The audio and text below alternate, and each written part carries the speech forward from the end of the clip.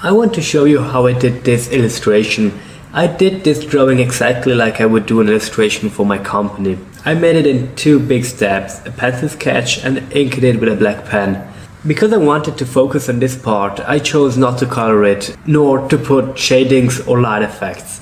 There is no perspective, no real three dimensions, and no physical law or any sensible reason why there is a castle on top of a house. The structure is really easy. It is made with basic shapes. Before I started, I made a few sketches of the basic forms that I wanted to use. Making so, I start familiarized with the subject and it helps me to understand the forms and shapes. For this image I used two references, pictures of medieval houses like this one, which is a photograph of the French town of Colmar, and one of a castle, in this case the castle of Burton in Lonsdale. The idea is to exaggerate the structure of the house, so I will take only single elements and details from the picture of the houses, while I'm going to reproduce the castle pretty similar to the photograph. I started drawing a vertical axis along my sheet, as I decided that my house is going to be in the middle. I drew a little box at the base where the first floor stands, a triangle where the building grows, and a large rectangle on top where the castle will be. I traced a few horizontal lines in the castle box to set the heights of the different elements. After the first floor, I decided that I don't want to draw the details, so I started drawing rectangles that basically will be the different elements of the house. I didn't want to start from the details because I can't really imagine how these pieces interact with each other, so I filled the triangle with boxes, traced it very light, and then marked it a bit heavier only when I decided that they are good enough. I think it is pretty hard to build a composition without sketching, starting from the details. At some points it might be easy, but in others, if you are too concentrated on details, you might lose the control over the rest of the image, failing propositions or the understanding of the different dimensions. Of course, there are artists who like this process and do it exactly this way. There is no truth that is right for everyone, but my way is this. First, studying the form, building them up as simple as I can, then make them a bit more complex step after step. When I was thinking about what I want to draw, I had no idea. So I started doing some quick sketches of everything that came to my mind, looking if there was something that I liked. Then came the idea of this medieval house that grows larger every floor with a castle on top. I like this idea especially because I like the subject that I chose. I combined two elements that I really like. I am fascinated of old houses and their forms, and I love castles. I already drew both of them several times, but I never combined them in this form. So as soon as it came to my mind that I didn't experiment this combination, it was pretty obvious to me what I was going to draw. I didn't know for sure that it was going to be a good illustration, but I knew that I was definitely going to have fun drawing it. There is a house, there is a castle. For me, that means fun. This is all what art is about, enjoying what we're doing and having fun. Simple as that. Once drawn the different walls of the house, I had only to draw the wooden beams that support each overhang. These are just little squares or rectangles with a round end. They are made out of really easy shapes. There is no need for a big imagination doing it this way. I just have to draw these tiny little pieces under every horizontal line. The basic idea is that if I have a wall, under it there is an empty space, so it needs to be selected, while on top of it there is a bigger floor. I made some exceptions just to make the composition more interesting, but mainly I just drew rectangles that end into bigger rectangles over them. So the higher end is the angle where the new floor comes out. When you understand this simple rule, you don't need to think about where to place the beams. You don't need to be able to imagine them. All you have to do is to look at the horizontal lines and draw the beams under it. Then I started adding the windows. They are also made out of really easy shapes, just squares and circles. I just placed them where I thought there was a good spot or an empty space that can be filled with the window. If you look carefully, you will notice that not every wall will have windows. In the real life, that might be not so practical. Generally, if there is a room facing an outer wall of a house, there are windows in it. But this is my own world where I can decide what happens and what not. I decided not to draw too many windows because I don't want to add too many details. I want to keep the structure of the walls good visible. And I knew that the next step of the drawing would be add the wooden beams that cross all along the front of the walls. That would increase the density of the details enough, and I like them more as the windows. So basically I wanted to leave enough room to draw them without interference. By placing the windows when I started, I had not the final picture in mind. So what was the basis on which they were distributed? It is just a feeling. I looked at each wall asking myself, do I like windows here? If the feeling was positive, I drew them. Once done the windows, the last things that I needed to add to the house were the beams in the facade, which are the main feature of all European houses. These are just lines across the boxes, a mix of horizontal, vertical and oblique lines arranged in different ways. There are a lot of different ways to mix beams together. Also here, I didn't have the final picture in mind. I just drew step by step, concentrating on one wall at a time. Sometimes I had to look at the reference to copy the pattern or to see if mine were similar to those really existing. Sometimes instead I just invented them as I liked them more. You can see, with a few exceptions, that I drew the different elements in order. First I drew all the walls, then the windows, and at last the beams. Drawing this order made it really easy to oversee the picture. I just drew some details out of this order when it was really fun to do, and when I saw that it could not harm the process.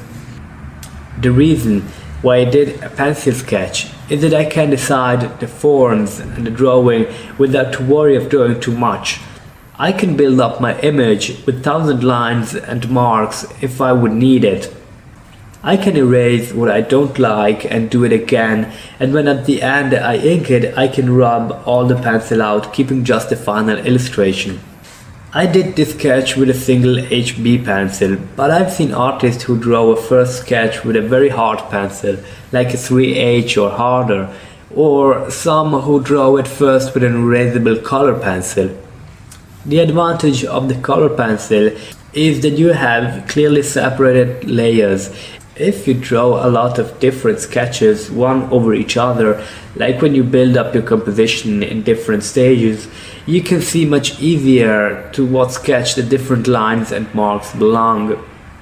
There is also another advantage. Some comic artists draw the sketch with a blue color pencil and ink it then with a black pen. The blue color pencil will not be visible when the image will be scanned into the computer, so they don't have to erase it.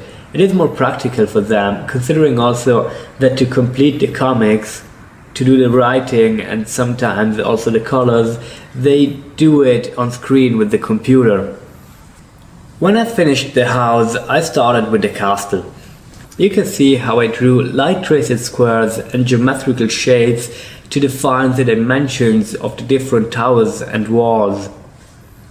I made the towers with a round base, and to give the impression of its roundness, I drew the merlons facing the outside very thin and those in the middle large. What I wanted to achieve is just to give the impression of roundness. It is not accurate.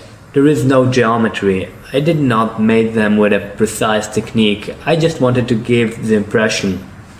Also, the shapes that I used to sketch the rest were not accurate. The lines are not very straight and there is no calculation in the geometry. It is the style that I chose to do this picture. I like to improvise and do it the way that it might look good, not the way that it is mathematically accurate. I personally don't care if the lines of the walls are straight or not. At the end of the day, this is not a realistic painting starting from the concept. I like the fancy comic style, so it's alright for me. The style that you choose for your drawing should really just depend on what you want. This is something that everyone has to decide by their own. If you want to draw with a ruler or use protractors or other tools, it is perfectly fine. If you want to do more technical drawings or more realistic ones, or measure all the elements to create a geometrical perfection, do it. It is great. You need to choose the way that you like more, the one that gives you more satisfaction. Of course, this does not mean that if you choose a style for a drawing, you have to keep it for all other illustrations that you do. It is great to experiment around, and if you have passion for changing constantly technique, try new things, look at artists that you like, try to emulate the style if you think that you want to do that. Having a predetermined style should not be something that you should worry about. I heard different times that some artists think they have not a personal style, but that is not right. Even if we do things with different techniques, our personality comes through. All we should think about is if what we are doing is giving us joy. I have a folder on my computer where I took these references from, where I am saving all sorts of illustrations that I like when I see them.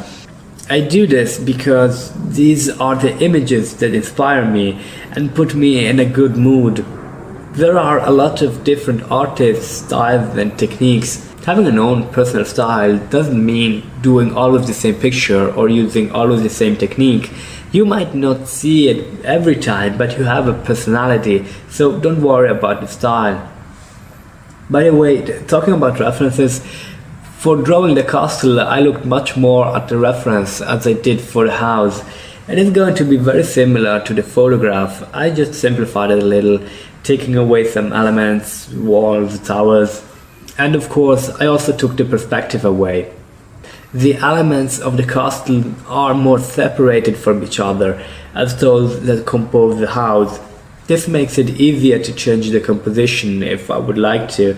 Moving around one tower does not affect the others, while moving around the wall of the house changes those of the entire floor. This makes it also easier to draw the details of the castle one tower at a time. When I started to ink, I soon decided to do first all horizontal lines of the walls of the house, because it is easier to just connect them after with the vertical lines as to draw every box separately. Tracing the pencil drawing was really easy because I didn't have to invent anything. I just needed to follow the lines that I drew before. I usually do this much slowlier than the pencil drawing. The ink has to be good the first time, otherwise it will be very hard to hide something that was not made well. Even if I had just to follow an already existing drawing, this part took much longer than the pencil sketch. From the beginning to the end, to complete this illustration, I took a bit more than 1 hour and a half. Doing complex drawings in a slow and accurate way is a good exercise for patience. Patience, like almost everything in life, can be trained. This is good not only to do better works and enjoy them more, but it is something that can always be appreciated whatever we do in life, even if it's not art. Patience can always be helpful. It might be worth to train it along the way. Just like patience, precision can as well be trained. When I am drawing, usually I am not really precise, just because I like a bit messy style. But it happened that I had to do something where I needed to be really precise. I felt the lack of patience and precision, and I understood that I can train them. That if I keep doing high precise work, even if not drawings, I would become much more precise in all my works.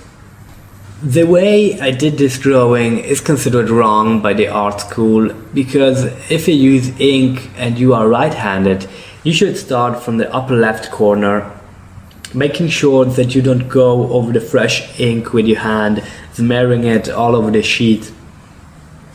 I do not follow this rule for a simple reason, because I wanted to start from the base of the house. For me, it was the funniest way to do this drawing, so I decided to not follow the rules and to do it my way. I could do that because I know the tools that I use. I knew that a pen that I used would dry fast enough to allow me to draw in any order without a soil. You need to experiment in the first place, but of course when you do something important, it's better when you can trust your tools. You can notice that even the way I hold the pen is unusual. It is just about being able to control the tool in the simplest way, and for me it is natural this way because it is how I learned it as a child. An important advice that I want to give you is to look at other artists. We can learn really a lot looking at how other artists work, all the different techniques they use, the little tricks, what is important for them, how they approach their art, where do they start from, what do they look at. Remember, every artist works different, so keep in mind that you might learn from everyone something different. Do take your time to look closely to everyone. There is no need for running. You can focus for a while on just one artist, trying to simulate the things that you like or those you think can be helpful for you. Give yourself the time to learn, to go through the process. You need it to be your biggest support. And remember that if you look at other artists and you think that they are much better than you and you almost feel that you can never reach this level, remember that they also went through these feelings. They had the same feelings. You are just some steps behind. If you don't know where to find artists to look at, I recommend you to search in the internet. YouTube is full of tutorials of very good artists who are willing to share their skills and thoughts with you. I'm not sure if I'm allowed to say their names, but if you write me an email, I can link you a couple of my favorite YouTube artists.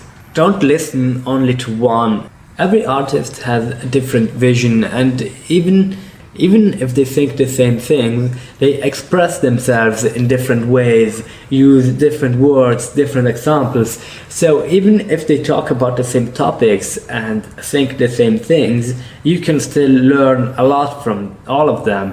One of my favorite sites is DeviantART.com. On DeviantART you can find all sorts of art, from pencil drawings to digital paintings, photography, traditional art, sculptures, everything.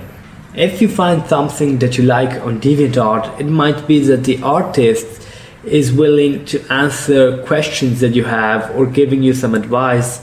You can sign up for free and post your art and ask for feedbacks or look for visibility. There are a lot of pages or art forums. You can Google them really easily. The reason why I like DeviantArt so much is because this site is massive.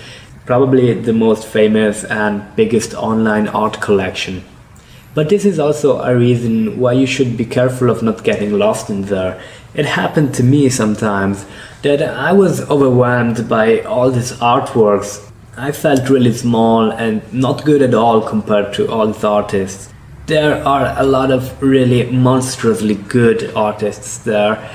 I felt jealous of their talent. Be careful of not approaching the world as a competition. Sometimes it comes natural, I think, because the culture that we live in teaches us that we have to compare with others to be the best in whatever. But you will always find someone who is better than you in something, and it will be hard for you if you cannot accept it.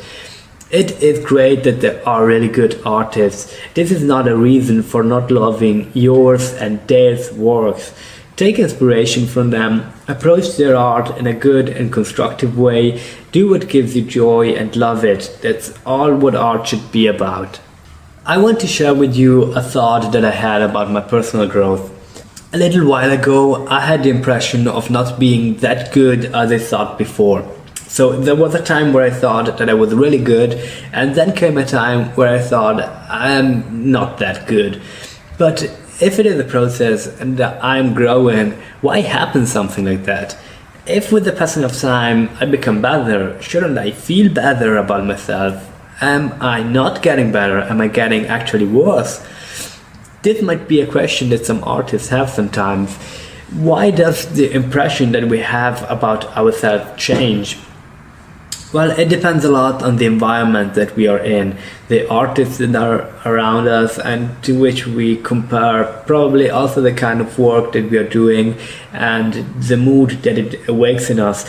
But the main reason is probably that our perception about art is constantly changing. It is growing in this process. It is actually, in a lot of cases, that we are getting better. We are growing. Our brain is evolving. How we see the world is changing. And we are becoming more critical. We are getting better. So even here, you see, it is a reason to love your process, to love the flaws, to love the imperfections that slowly are giving way to a higher perfection. Don't hurry. There is a lot of time. Don't try to reach too fast towards the end. Enjoy your process, or it might be frustrating. We are constantly moving. If we look back to works that we have done some time before, some years for example, we will clearly see that we are in the middle of the process. And another thing that I noticed that I want to tell you, I had a lot of time the feeling looking to someone else's art that I will never get to that point where they are, that I will never become that good. And sometimes it happens that I reach this goal, and now I look at these works that maybe are exactly that good years ago, and I noticed my art is still not perfect, and I see a lot of things that are not good. I see a lot of imperfections. Now I understand that even those artists who seemed so perfect to me probably felt the same. They felt always, okay, it is great, maybe I love it, maybe it gave me a lot of satisfaction, but it is not the end of the process. It is just another step, and it keeps going, and there is a lot of other things that I can learn. Always remember, it is a process. Let me give you one last tip that I once received from one of my masters. If you are struggling to reach your goal with a drawing, if it's not good as you want, or if you don't like it, but you can't tell exactly what is wrong, once you finished it, put it aside, but keep it. This is very important. Don't throw it away. Keep it and then wait a while. It can be a day or a week or a month. There is no pressure. And then before you try to do it again, take a look at your old drawing. You will most probably see one or more things that bothered you, making it much easier to draw it more correctly. Sometimes it requires more attempts because we discover something new every time we do the new drawing. So keep all versions of your work, wait a while, and then look closely to what you have done.